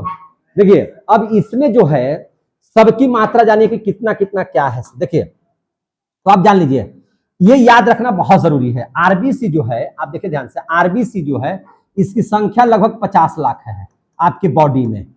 कितना है? 50 लाख। कितना है? 50 लाख। ये होना चाहिए इतना। अगर इतना से कम है तो आपका आरबीसी सही नहीं है। अगर इतना से कम है तो आपका आरबीसी सही नहीं है। ये होना चाहिए पर्याप्त मात्रा में। उसी प्रकार से डब्ल्यूबीसी हमारे शरीर में कितना होना चाहिए, उसकी मात्रा कितनी होनी चाहिए? तो उसकी मात्रा करीब करीब होनी चाहिए 10,000। कितना होना चाहिए? 10,000। अगर 10,000 से कम है तो आपका शरीर रोग से नहीं लड़ सकता है, रोग से नहीं लड़ सकता है। और प्लेटलेट्स की संख्या आपके शरीर में 2 लाख होना चाहिए। कितना होना चाहिए? कम से कम 2 लाख। इससे कम है तो आपका शरीर ठीक नहीं है, यानी कि प्लेटलेट्स डाउन है ना। तो आप बकरी का दूध पीजिए, पपीता का जो है से मैंने पत्ता उता चिबाइएगा तो उससे आपको मिलेगा। तो ये 2 लाख से कम नहीं होगा। 2 लाख से कम होगा तो आप सीढ़ी पर नहीं चढ़ पाइएगा, आप कोई काम नहीं कर पाइएगा, आपके शरीर में अहदी पाना ढुका हुआ रहेगा। समझे कि नहीं? सर जी बीमार है सर, ऐसा होते रहेगा, थकान महसूस होते रहेगा, सब पढ़ा रहे हैं हम बारी बारी से। तो ये आप जान लीजिए कि इतना शरीर में होना बहुत जरूरी है।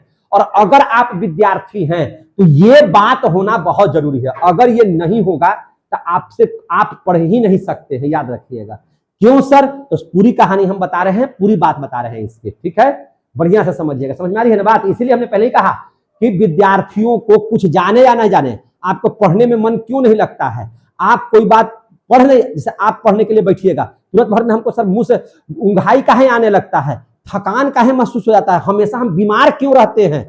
अगर आप इस चैप्टर को बढ़िया से पढ़ लीजिएगा तो आप अपने आप सही हो जाइएगा। बताए थे ना पहले? तो ये बात समझिए, बोली में दम काहे नहीं निकल रहा है? हम काहे इतना बढ़िया से बात कर रहे हैं? आप क्यों नहीं, आपके शरीर से बोली की आवाज निकल रही बढ़िया से? आप काहे दिन भर आंख आपका चढ़ा चढ़ा सा लग रहा है? काहे आप हमेशा बीमार रहते हैं? अभी पूछे कि क्या है तब बीमार है, क्यों हमेशा बीमार रहते हैं? जानिए, ये इसका पढ़ना जरूरी है। सबसे पहले देखिए, तो इसकी संख्या, आरबीसी की संख्या आपके शरीर में कितना होना चाहिए? 50 लाख। डब्ल्यूबीसी कितना होना चाहिए? 10,000। अब प्लेटलेट्स कितना होना चाहिए? 2 लाख। क्लियर हो गया? ये आपके शरीर में ठीक उसी प्रकार से घुले हुए होते हैं। हम उदाहरण समझा रहे हैं, आपके शरीर में ये इसी प्रकार से ब्लड में घुले रहते हैं, जिस प्रकार से चाय बनाते समय दूध में ये सब घुल जाते हैं। समझ में आ गई बात? जिस प्रकार से दूध में ये सब घुल जाते हैं, दूध में जैसे चाय घुल जाता है, चीनी, आप कभी देखे हैं दूध में से चीनी निकाल करके? चीनी तो था ठोस, चाय तो होता है ठोस, इलायची तो होता है ठोस, लेकिन कैसे घुल जाता है चाय के साथ, दूध के साथ? घुलता है कि नहीं घुलता है? तो इसी प्रकार से प्लाज्मा के साथ ही सारे चीज घुले हुए रहते हैं, ठीक चाय की तरह है, ठोस अवस्था में, लेकिन कण है ये सब क्या है? कण है। और कण कैसा होता है? ठोस। कण कैसा होता है? ठोस। तो ये घुले हुए रहते हैं चाय की तरह।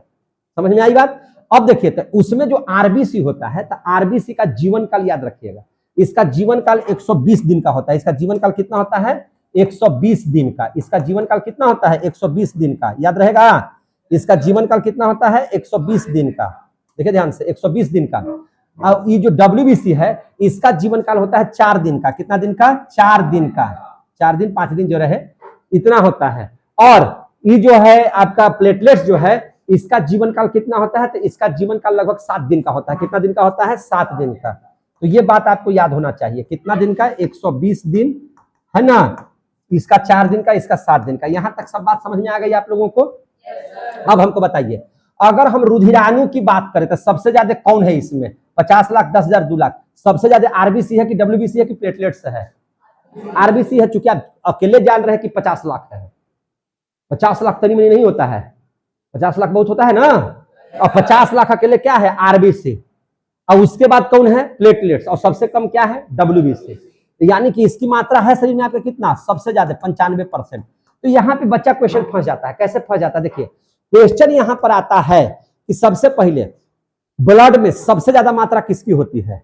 तो प्लाज्मा के। कितना परसेंट? 60%। क्लियर हो गया? लेकिन जब पूछेगा कि ब्लड में रक्त में रुधिराणु में सबसे ज्यादा कौन होता है? आरबीसी। जब रुधिराणु लिख दिया तो यानी कि आरबीसी ज्यादा होगा। उतना पढ़ नहीं पाता है बच्चा, सीधा देखता है कि ब्लड में सबसे ज्यादा कौन होता है, सीधे डायरेक्ट किसको मार देता है? प्लाज्मा। नहीं, वहां क्वेश्चन समझिए, रुधिराणु, ब्लड के रुधिराणु में सबसे ज्यादा कौन हो पाए जाते हैं? तो आरबीसी। आरबीसी को टिक लगेगा। समझ में आ गई बात है? तो ये सब क्वेश्चन बनते हैं और ये सब बनेंगे भी, इसलिए इसको याद रखना है। देखिए, ये आरबीसी, देखिए, क्योंकि आपको इस बात को पता होना चाहिए कि इन दोनों में लाइसोसोम पाए जाते हैं। दोनों में क्या पाए जाते हैं? लाइसोसोम पाए जाते हैं। समझ में आइए? कोशिका जब पढ़ाए होंगे तो लाइसोसोम पढ़ाए होंगे। लाइसोसोम क्या करता है? किसी भी कोशिका जो नष्ट हो जाता है उसको हटा देता है, उसको सड़ने से बचाता है, उसका भक्षण कर जाता है, हटा देता है। समझ में आई बात? तो जब ये आपके ब्लड में जो डब्ल्यूबीसी है, प्लेटलेट्स है, उसमें लाइसोसोम पाया जाता है। उसमें क्या पाया जाता है? लाइसोसोम। तो लाइसोसोम जब पाया जाएगा तो लाइसोसोम का क्या काम है? भक्षण करना, मरे हुए कोशिकाओं को खाना, मरे हुए ऊतकों को खाना, नष्ट करना, हटा देना, साफ कर देना। नहीं साफ होगा तो सड़ न जाएगा, सड़ जाएगा तो आपका शरीर खराब ना हो जाएगा जी। तो जब इसका काम है लाइसोसोम का नष्ट कर देना, तो इन दोनों में तो पाया जाता है लाइसोसोम, इसको तो नष्ट कर दिया, खा करके समाप्त कर दिया। लेकिन इसमें लाइसोसोम नहीं पाया जाता है, इसमें लाइसोसोम नहीं पाया जाता है। और आरबीसी जब मर जाएगा तभी कहां जाएगा? क्योंकि इसको तो कंधा देने वाला कोई नहीं है, क्योंकि इसमें तो लाइसोसोम है नहीं कि नष्ट कर देगा इसको। तो यही याद रखिएगा। तो ये जब मर जाता है तो ये आरबीसी, आपका ब्लड का आरबीसी प्लीहा में चला जाता है। कहां चला जाता है? प्लीहा में। तो आरबीसी का कब्र किसको कहते हैं? स्प्लीन को। किसको कहते हैं? स्प्लीन को, प्लीहा को। तो पूछता है क्वेश्चन, आपसे क्वेश्चन पूछता है कि, है ना, आरबीसी का कब्र प्लीहा को क्यों कहा जाता है, या स्प्लीन को आरबीसी का कब्र क्यों कहते हैं? तो बताइएगा कि चूंकि आरबीसी में लाइसोसोम नहीं पाया जाता है, जिसकी वजह से इसका भक्षण करने वाला कोई नहीं होता है, इसलिए जाकर के कहां जाके मरता है? आरबीसी में। अधिक कहां पे? प्लीहा में, स्प्लीन में जाकर के मरता है। आया समझ में? और जो व्यक्ति जहां पर मरता है उसी को क्या कहते हैं? कब्र। अरे हम लोग शमशान में जाते हैं, जो इस्लाम धर्म के लोग हैं कब्रिस्तान में जाते हैं। तो जहां जाते हैं, मरा हुआ आदमी जहां जाता है उसी को क्या बोलते हैं? कब्र, कब्रिस्तान। क्या बोलते हैं? कब्रिस्तान। तो इसका कब्रिस्तान कहाँ है? स्प्लीन। कहाँ है? स्प्लीन। यहां तक कितने बच्चों को फाइनल हो गया? अब तीनों को थोड़ा डिटेल पढ़ लेते हैं, क्योंकि आपको जानना जरूरी है। मैंने पहले ही कहा था कि विद्यार्थियों को यह सीखना बहुत जरूरी है, इसलिए इसको और डिटेल में हमको पढ़ाना बहुत जरूरी है कि नहीं है? सीखिए ध्यान से। सबको समझ में आ रहा है? अब बताइए, जब समझ में आ रहा था तो आरबीसी का टेक्निकल नाम बताइए। तो एरिथ्रोसाइट। क्या नाम है इसका? एरिथ्रोसाइट। याद हो गया? 20 बार बोलिए कम से कम की याद रहे, ये नहीं कि भूला जाइए। एरिथ्रोसाइट। अब बताइए डब्ल्यूबीसी का नाम। डब्ल्यूबीसी का नाम ल्यूकोसाइट। क्या नाम है इसका? ल्यूकोसाइट। याद रहेगा? इसका नाम क्या है? ल्यूकोसाइट। इसके बाद जो है आरबीसी, डब्ल्यूबीसी। अब प्लेटलेट्स को हम लोग क्या कहे थे? थ्रोम्बोसाइट। प्लेटलेट्स को क्या कहे थे? प्लेटलेट्स को हम लोग बोले थे थ्रोम्बोसाइट। क्या बोले थे? थ्रोम्बोसाइट। समझे कि नहीं? तो ये तीनों के बारे में आप लोगों को डिटेल में जानना है, डिटेल में पढ़ाते हैं। चलिए देखिए ध्यान से, बढ़िया से इस बात को समझने का कोशिश कीजिएगा, अकबकाइएगा नहीं। अकबकाइएगा तो फिर हम भी अकबकाएंगे। चलिए ध्यान समझिएगा। अब यहां पे समझिए, सबसे पहले आरबीसी जो है, तो आरबीसी का आकार कैसा होता है? कोई आदमी पूछ दिया कि आरबीसी का आकार, तो आरबीसी का आकार जानते हो गोल, अब बीचवा में चपटा होता है। कैसा होता है? बीच में चपटा। बीच में चपटा का मतलब नहीं समझे आप लोग। जैसे देखिए, आप एक ऐसा चॉकलेट रखिएगा ना, तो चॉकलेट रहेगा और बीच में धसल रहेगा। बड़ी का चॉकलेट नहीं देखे हैं, जो कॉफिया कलरवा के आता है, तो क्या है, खूब गोल रहेगा, बीच में कैसा रहेगा? धसल। नहीं ना, धे देखता के हंसता है तो गलिया धस जाता है, जा पड़ी, बस उसी टाइप का गोल धसा हुआ, समझे कि नहीं? गोल चपटा, समझ में आई बात? तो ये हो गया आरबीसी की आकृति, समझे कि नहीं? और जैसे जैसे आप ऊंचाई पर बढ़िए माने जाइएगा, जैसे जैसे आप ऊंचाई पर जाइएगा, यानी कि पर्वत पर जाइएगा, पहाड़ पर जाइएगा या एरोप्लेन पर जाइएगा, तो ऊंचाई पर जैसे जैसे आप जाइएगा तो इसका आकार बढ़ जाता है, समझे? इसका आकार क्या होता है? बढ़ जाता है। तो ऊंचाई पर जाने पर इसका आकार क्या होता है? इसका आकार बढ़ता है, इसका आकार बढ़ता है। आया समझ में? ऊंचाई पर जाने पर इसका आकार क्या होता है? बढ़ता है। मैंने पहले ही कहा था कि लाइसोसोम इसमें नहीं पाया जाता है। लाइसोसोम क्या होता है? नहीं पाया जाता है। लाइसोसोम नहीं पाया जाता है, समझे कि नहीं? लाइसोसोम नहीं पाया जाता है, इसलिए जाकर के असली में मरता है, तो पहले ही बता दिए। और तीसरी चीज आपको क्या है कि इसमें केंद्रक भी नहीं पाया जाता है, इसमें केंद्रक नहीं पाया जाता है। सर का केंद्रक नहीं पाया जाता है, तब क्या हुआ? अरे भैया, आपको हम बताए थे ना कि जैसे कोशिका है, तो कोशिका के बीच में क्या होता है? केंद्रक। इस केंद्रक को पूरा एकदम बड़ा करके देखिएगा तो इसी से क्या चीज का निर्माण होता है? क्रोमोसोम। किस आकृति का? इस तरह से क्रोमोसोम नहीं पढ़ाए थे? क्रोमोसोम। इसी क्रोमोसोम को और हिकोड़िएगा तो इसमें से डीएनए आरएनए निकलेगा और जीन निकलेगा, है कि नहीं? तो जब इसमें केंद्रक हइये नहीं है तो क्या क्रोमोसोम पाया जाएगा? जब इसमें केंद्रक हइये नहीं तो डीएनए पाया जाएगा? तो आप किसी का लाइसोस यदि आप किसी का आरबीसी ले लीजिएगा ना, तो आरबीसी लेकर के उसका डीएनए का पता नहीं लगा सकते हैं। जबकि आप बाल, थूक, है ना, नाखून, चमड़ा, इस सब से डीएनए का पता लगा लीजिएगा। लेकिन आप किसी के भी आरबीसी, ब्लड के अगर आरबीसी आपको मिल गया तो उससे डीएनए का पता नहीं चलेगा। क्यों नहीं चलेगा? क्योंकि उसमें केंद्रक नहीं है, उसमें केंद्रक नहीं पाया जाता है। समझ में आ गई बात? उसमें केंद्रक क्या होता है? नहीं पाया जाता है। क्लियर हो गया मेरे भाई? उसमें केंद्रक नहीं पाया जाता है। इतनी बात समझ में आ गई आप लोगों को? जैसे ये आरबीसी कहां पाया जाता है बताओ? तो ब्लड में। तो ब्लड में क्या पाया जाता है? आरबीसी। और इस आरबीसी में क्या चीज पाया जाता है? हीमोग्लोबिन। अभी तो पढ़ाए, क्या पाया जाता है? हीमोग्लोबिन। आरबीसी में क्या पाया जाता है? हीमोग्लोबिन। हीमोग्लोबिन के कारण खून का रंग कैसा होता है? लाल। और इस हीमोग्लोबिन में कौन सा तत्व पाया जाता है? तो इस हीमोग्लोबिन में लोहा पाया जाता है, आयरन। क्या पाया जाता है? आयरन। तो आयरन, अब यहां से ध्यान से समझिए, दिमाग भगवान दिए हैं। तो आपके शरीर में अगर खून की कमी हो जाएगी, आपके शरीर में अगर ब्लड कम है, ध्यान से सुनिएगा, आपके शरीर में ब्लड कम है, तो ब्लड कम है तो कौन कम जाएगा? आरबीसी। आरबीसी कमेगा तो कौन कम जाएगा? हीमोग्लोबिन कम जाएगा तो कौन कम हो जाएगा? तो आयरन की कमी से कौन सी बीमारी होती है? रक्त की कमी। तो रक्त की कमी की बीमारी होती है। तो रक्त की कमी को बोलते हैं रक्त अल्पता। अल्प माने कम और रक्त माने ब्लड, ब्लड का कम होना, रक्त अल्पता।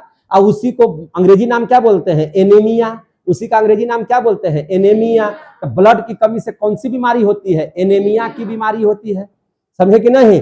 और अधिकांशतः महिला में लोहा जब भी जाइएगा ना, उसका हीमोग्लोबिन चेक कराने तक कम हो जाएगा। तो जैसे ही आप जानिए कि हीमोग्लोबिन कम है, यानी कि आपके शरीर में जितना ब्लड होना चाहिए उतना ब्लड नहीं है।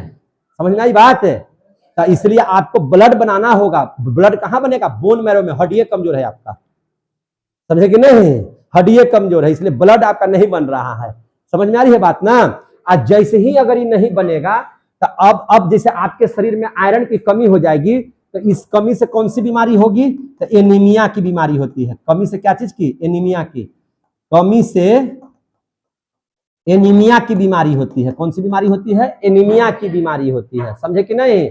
और इस एनीमिया की वजह से आपके शरीर में हमेशा आलस बना हुआ रहेगा। सब दिन लगेगा कि आराम करते, कभी इधर दर्द कर रहा, कभी उधर दर्द कर रहा, कभी पौवा दर्द कर रहा। बाप रे बाप, चलने न जाए थे, है कि नहीं? पढ़ेला बैठी थी, बैठले ना पार लगी थे, है कि नहीं? का है? तो आपका यही कम हो गया। यही क्या हो गया? कम हो गया। दिन भर ऊँघाई आई थे, जैसी बैठी थी ना जैसे करी थी खाली, है कि नहीं? तो ये सब ऊँघाई आ रहा था। जब आपके शरीर में हीमोग्लोबिन कमेगा, बात समझिएगा, वैसे बात समझिए, बहुत बढ़िया टेक्निकल बात बता रहे हैं, समझ लीजिए। हीमोग्लोबिन कमेगा। तो हीमोग्लोबिन का ना काम है ऑक्सीजनमा ढोना। तो ये अगर कमल रहेगा तो ऑक्सीजनमा के ढोएगा, तो मौसा के ढोएगा, हीमोग्लोबिन में ना ढोएगा जी। और ऑक्सीजनमा जैसे ही शरीर में कमेगा, जैसे ही शरीर में क्या कमेगा, ऑक्सीजन, तो शरीर में ऑक्सीजन की कमी से ऑटोमेटिक ढेर मनी ऑक्सीजन लेने के लिए, वायुमंडल से ढेर सारा ऑक्सीजन लेने के लिए हम लोग क्या करते हैं, करते हैं, मुंह फाड़ के क्या लेते हैं, ऑक्सीजन, ढेर सारा ऑक्सीजन। काहे लिए, हीमोग्लोबिन आपके शरीर में कम रहा है, हीमोग्लोबिन कम रहा है तो आप ऑक्सीजन खखन में लेते हैं ढेर सारा, और इसके लिए क्या करते हैं, मुंह को फाड़ देते हैं, मुंह को क्या कर देते हैं, फाड़ देते हैं। समझ में आई बात। जैसे ही ऑक्सीजन अंदर जाएगा तो उतना ही मात्रा में कार्बन डाइऑक्साइड वो ढकेलेगा पीछे में है। और उसमें होता क्या है कि आपका जैसे ही ऑक्सीजन खुला था, जैसे ऑक्सीजन के शरीर में कमी हो जाएगी ना तो आपको चक्कर देने लगेगा। क्या होने देने लगा, चक्कर। जैसे जम आएगा वैसे पट से नींद आ जाएगा, चक्कर दे दिया आपको, नींद आ गया। तो जैसे ही किसी भी विद्यार्थी के शरीर में अगर आरबीसी कमा तो समझ लीजिए कि आप पढ़ नहीं पाएगा, तो जमाई आ जाएगा, शुरू हो जाएगा, है ना। जब भी पढ़ने के लिए बैठेगा तो भोकार पर के एकदम एकदम मुंह फाड़िएगा, एकदम करते रहिएगा।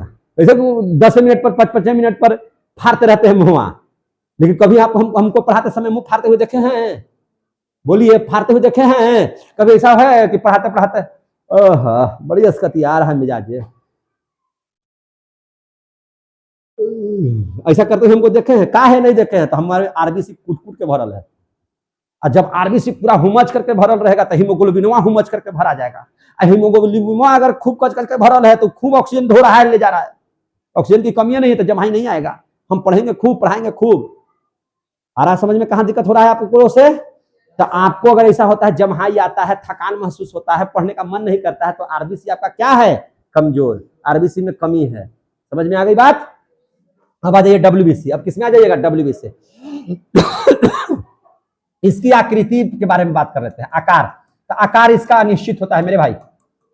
आकार क्या होता है, अनिश्चित। आकार कैसा होता है, अनिश्चित। आकार कैसा होता है मेरे भाई, अनिश्चित। आकार कैसा होगा, अनिश्चित। इसका कोई आकार नहीं होता। केंद्रक पाया जाता है तो बिल्कुल पाया जाता है, केंद्रक पाया जाता है तो बिल्कुल। तो यानी कि डीएनए का पता डब्ल्यूबीसी से, अगर आपका शरीर का डब्ल्यूबीसी कोई ले लिया तो डीएनए पर पता लगा सकता है, आपका डीएनए का पता लगाया जा सकता है। अगर समझ में, क्यों? तो चूंकि इसमें केंद्रक उपस्थित है, उसमें केंद्रक उपस्थित है। समझ में आ रही बात है?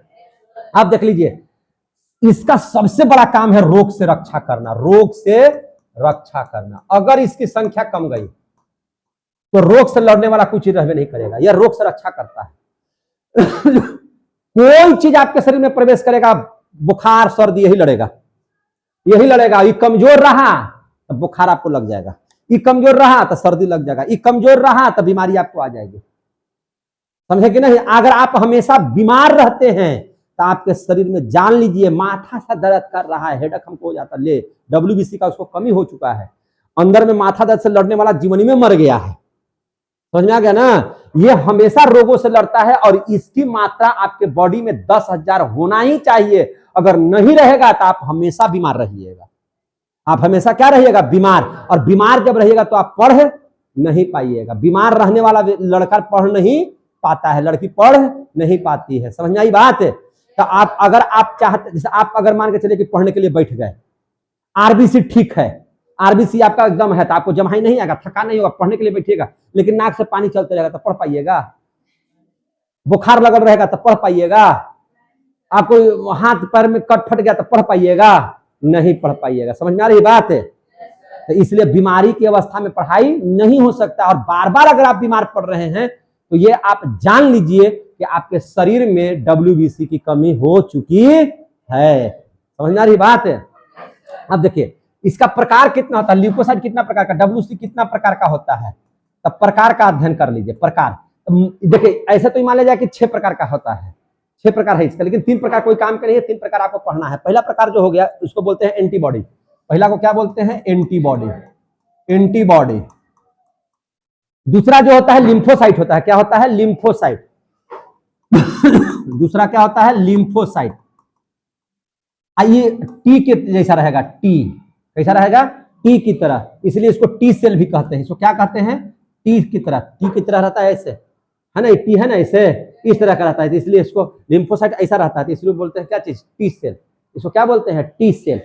बीमारी से मेन है कि यही लड़ता है, समझे कि नहीं? एंटीबॉडी सूचना देता है। तीसरा क्या हो गया? देखिए तीसरा जो होता है उसका नाम है मोनोसाइट। क्या नाम है? मोनोसाइट। मोनोसाइट, समझ में आ रही बात? सबको बता देते हैं मोनोसाइट। उसके बाद है न्यूट्रियोफाइल, न्यूट्रियोफिल। और क्या होता है न्यूट्रियोफिल के बाद? तो होता है एसिनोफिल, एसिनोफिल। और उसके बाद जो होता है वो होता है बेसोफिल या बेसोफाइल, जो भी बोलना है, ठीक है ना? तो ये तीनों कोई काम के नहीं है, इसका इंपॉर्टेंस नहीं। मेन तीनों इसको समझ लीजिए। एंटीबॉडी, एंटीबॉडी का काम है शरीर में एंटीबॉडी रक्षा करना, ठीक है? सबका काम है रक्षा करना। कैसे रक्षा करेगा? जैसे ही आपके शरीर में कोई बीमारी घुसा, जैसे ही आपके शरीर में कोई बीमारी घुसा, एंटीबॉडी एक्टिव है। एंटीबॉडी गांव का चौकीदार है, आपके बॉडी का ही चौकीदार है। ये फलना बीमारी घुसा है, घुस गया, तुरंत भर में जाकर के किसको सूचना देगा? लिम्फोसाइट के। किसको सूचना देगा? लिम्फोसाइट को। इसका काम है कि उधर से चल दिया सेना लेकर के, कौन? बुखार वाला, मलेरिया वाला चल दिया, हम अपना सेना के साथ आ रहे हैं लड़ने के लिए, इसके शरीर में घुस गए। आगे समझ में? जैसे ही देखा कि ढेर मनी सेना है, बाप रे बाप, सूचना दो। किसको? लिम्फोसाइट को। किसको? लिम्फोसाइट। और लिम्फोसाइट कुछ नहीं करता, लिम्फोसाइट कहता है कि हमको कोई जगा दिया, मतलब उसको से मार कर देना है, उसको से हमको क्या कर देना है? लड़ जाना है। नहीं समझ में आ रही बात? सीधा कहता है कि हमको इसीलिए जगाया गया है, कुंभकर्ण को इसीलिए जगाया गया है कि कोई आफत आ गया, ये हमको काहे उठाया? कोई आ गया। बस जैसे ही देखा कि सामने भी बुखार वाला आ रहा है पूरा सेना लेकर के, बस ये तागड़ा तैयार हो गया, आजा बेटा आजा आजा, पूरा फाइट कर दिया, एकदम धर के लड़ गया, एकदम धर के एकदम गर्दा गर्दा कर दिया, धर के तहस नहस कर दिया, सब मर के तैयार हो गया। सब मर के तैयार हो तो लाश गिर गया पूरा ढेर सारा, लशवा हटाएगा कोई? अब एंटीबॉडी कहा कि लिम्फोसाइट चाचा तो मार के गिरा दिया, तुम आओ ना रे मोनोसाइट, सबको समाप्त करो, लाश को हटाओ, समझे? अब मोनोसाइट सब लाश के धीरे धीरे क्या कर देगा? भक्षण कर देगा। क्या कर देगा? भक्षण कर देगा। आ गया समझ में? तो आपका अगर WBC कमजोर रहेगा तो लिम्फोसाइट लड़ पाएगा क्या? हमरा ना मारा हो, हम भागी थी वो हो, जैसी भाग जाएगा तो आपको अटैक कर देगा, सर्दी खांसी बुखार सब बीमारी आ जाएगा कि नहीं आ जाएगा? समझ में आ रही है बात? इसका काम है क्या चीज? चौकीदारी करना, सबको सूचना देता है। किसको सूचना देगा? लिम्फोसाइट को। ये क्या करेगा? डायरेक्ट फाइट कर जाएगा। क्या कर जाएगा? लड़ जाएगा सीधे, कोई लड़ो, समझे कि नहीं? कोई बीमारी शरीर में आपको घुस जाएगा, लड़ जाएगा। अगर कमजोर हुआ तो पटक देगा। अब वो वाला कमजोर हुआ, जैसे WBC का, इसकी संख्या अगर 10,000 नहीं रखिएगा ये तो पटकाइए ना जाएगा जी, इसलिए रखना जरूरी है ना। अगर आप बीमार है तो पढ़ पाइएगा? आप पढ़ ही नहीं देगा, बैठे तो पढ़ने के लिए, लेकिन बीमारी इतना है कि आपको पढ़ने नहीं दे रहा है। इसलिए विद्यार्थियों को WBC क्या होना चाहिए? मजबूत होना चाहिए। क्या होना चाहिए? मजबूत। अब आ जाइए प्लेटलेट्स में। अब किसमें आ जाइएगा? प्लेटलेट्स में। मजा आ रहा है सबको? मजा आ रहा है सबको कि नहीं आ रहा है?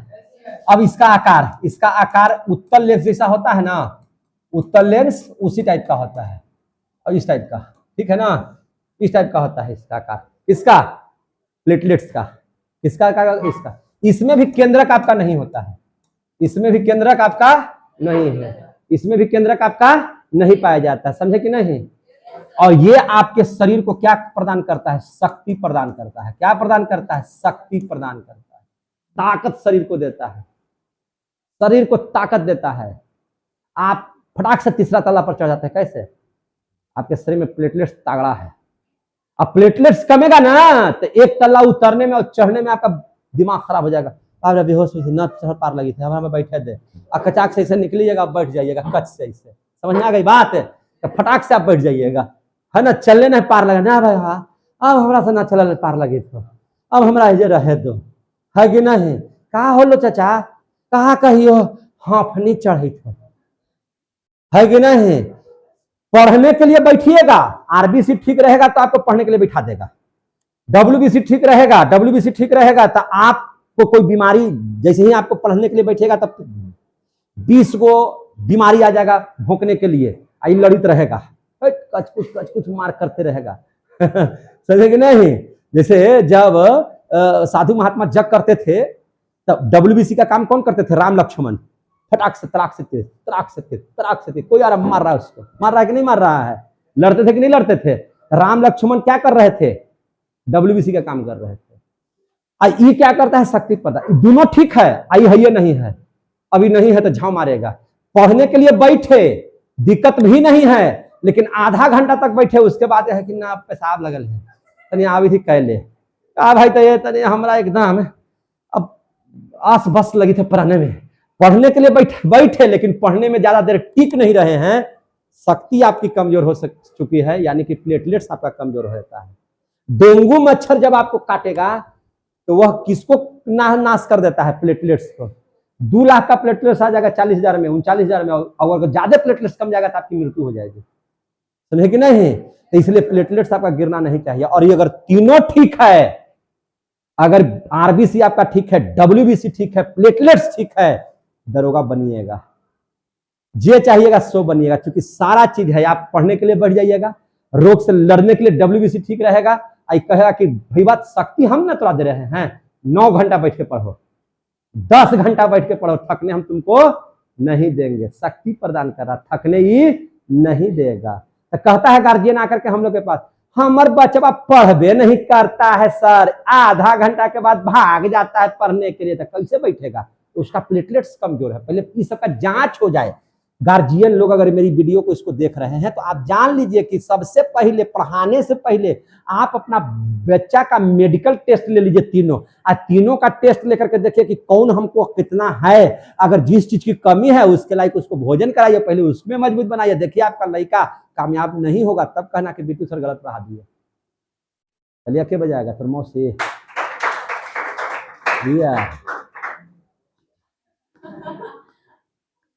प्लेटलेट्स कमजोर है, कहां से बजा पाइएगा? है कि नहीं? हम इतना बक रहे हैं, सब चीज ठीक है तब ना लिख रहे हैं, पढ़ रहे हैं, बक रहे हैं। बोलिए, अंतर समझ में आ रहा है ना आप लोगों को? तो क्या है से? तो शक्ति प्रदान करता है। अच्छा, ये डेंगू मच्छर के काटने से शक्ति प्रदान करने का मतलब क्या? थकने नहीं देगा, थकने नहीं देगा। तो सर प्लेटलेट्स कम कैसे जाता है डेंगू मच्छर के काटने से? जब काट देगा तब क्या हो जाएगा? तो आपका प्लेटलेट्स गिरने लगे। तो सर क्या ऐसा करे कि हमको फिर से प्लेटलेट्स बने? तो इसके लिए आपको जो है, आपके यहाँ गिलोय मिलता है, एलोवेरा नहीं मिलेगा तो आप चल जाइएगा रामदेव बाबा की दुकान में, है कि नहीं? वहां से क्या ले लीजिएगा? गिलोय। और क्या ले लीजिएगा? गिलोय के बाद क्या बोले हम लोग? एलोवेरा। ये दोनों को मिला करके जूस बनाइए, पीजिए, ठीक है? आइए, अगर नहीं पीना चाहते हैं तो बकरी सब जगह है, बकरी का दूध उमच के पीजिए बाबू, बकरी का दूध खूब रहता है इसमें प्लेटलेट्स, डायरेक्ट प्लेटलेट्स दे देगा।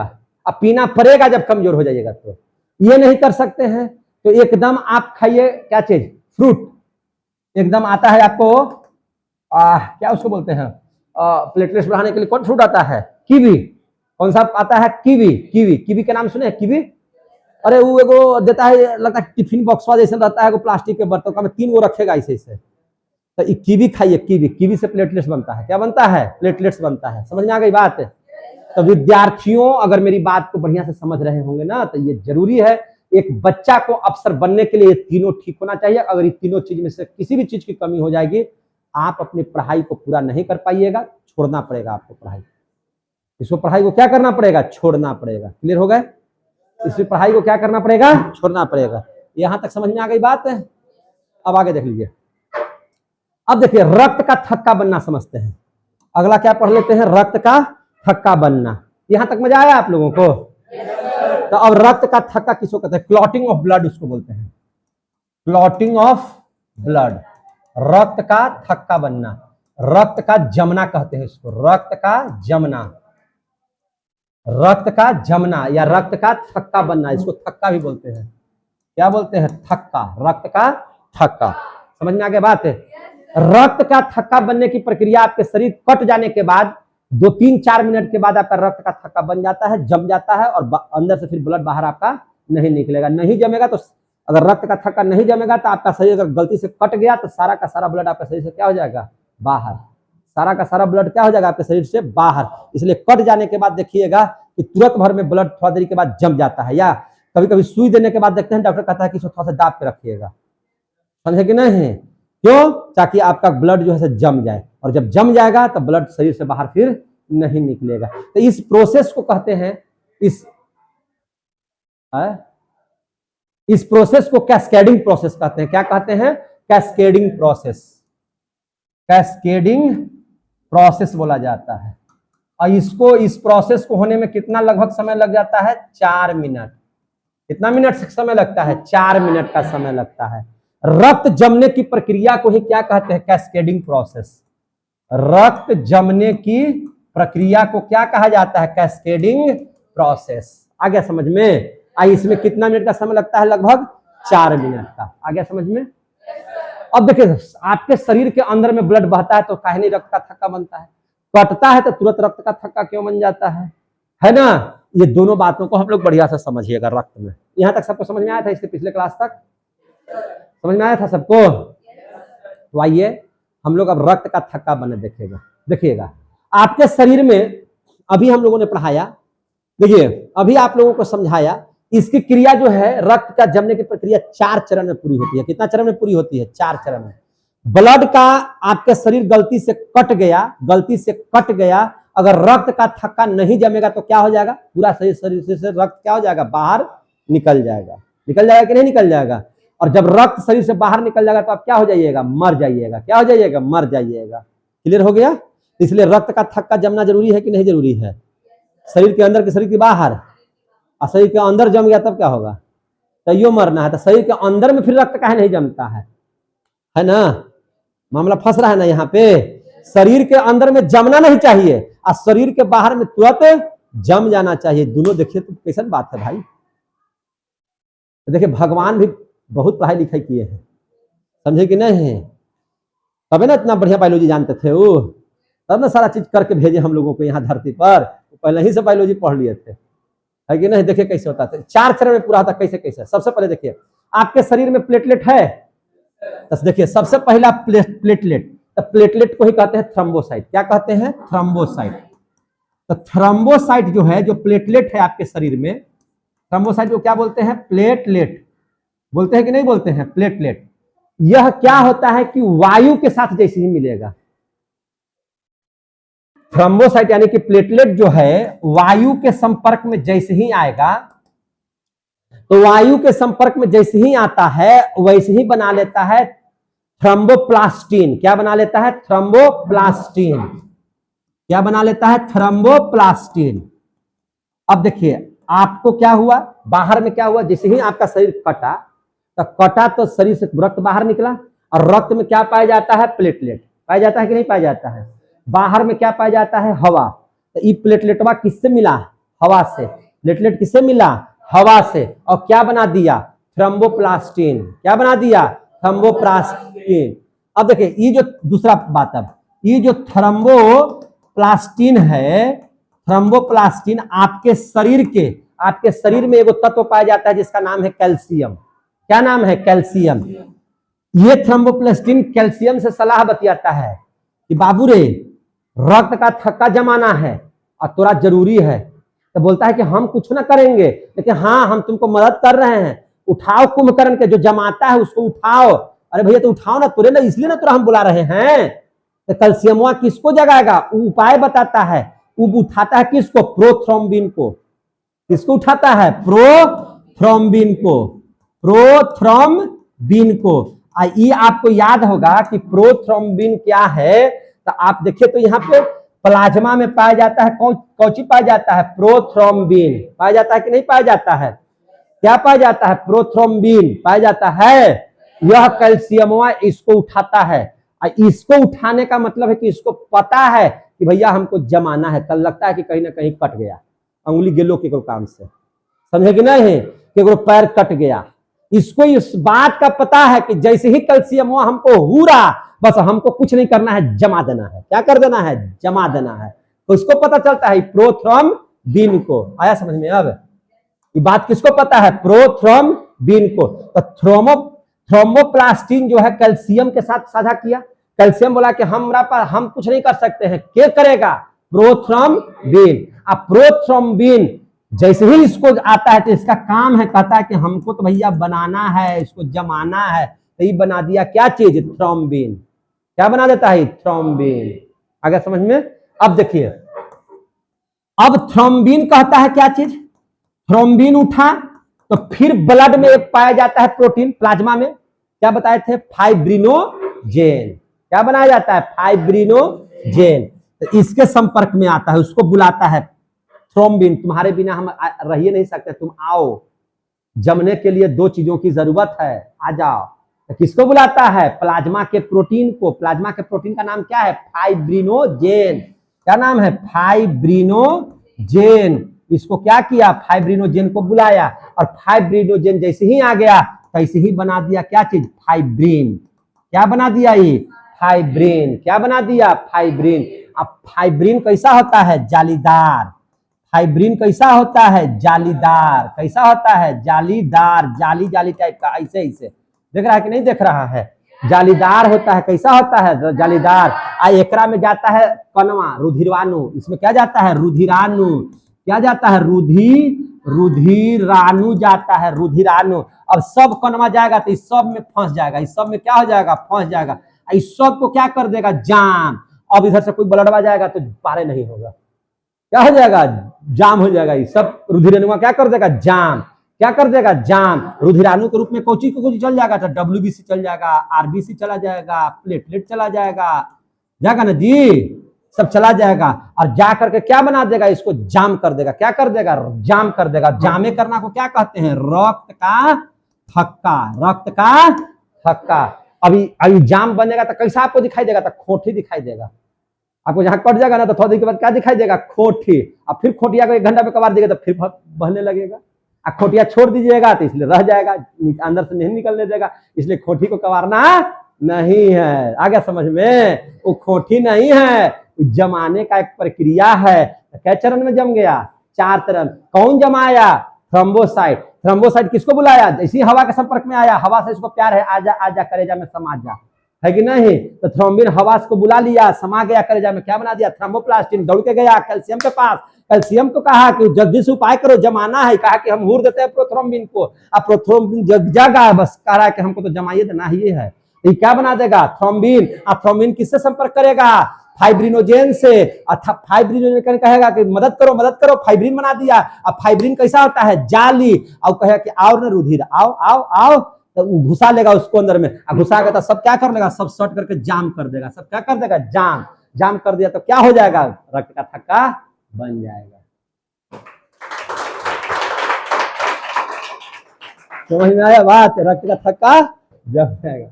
समझ में आया कि नहीं। तो रक्त का थक्का अगर शरीर में बन जाए तो क्या होगा, तो हार्ट अटैक कर जाएगा। क्या हो जाएगा, हार्ट अटैक करेगा। अब देखिए यहाँ पे रक्त का थक्का कैसे जमता है, समझ में आ गया। लेकिन अब यहां पे देखिए, तो आपको यहां से हम शॉर्ट में थोड़ा सा चर्चा कर देते हैं।